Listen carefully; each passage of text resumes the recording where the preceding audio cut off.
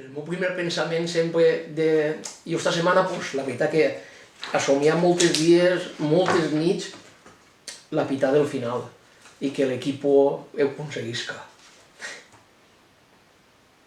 I com ho celebraré? Portaràs gorra? Portaré gorra, perquè mon pare la portava i jo la tinc que portar.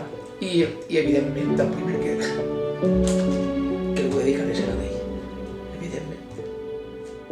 Contempla la idea de estar en el mismo planeta siquiera que yo y pacta con tu alrededor lo que quieras perder.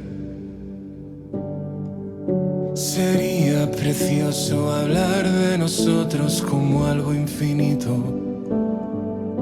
que luego se vuelve real y nos vengan a ver los miedos.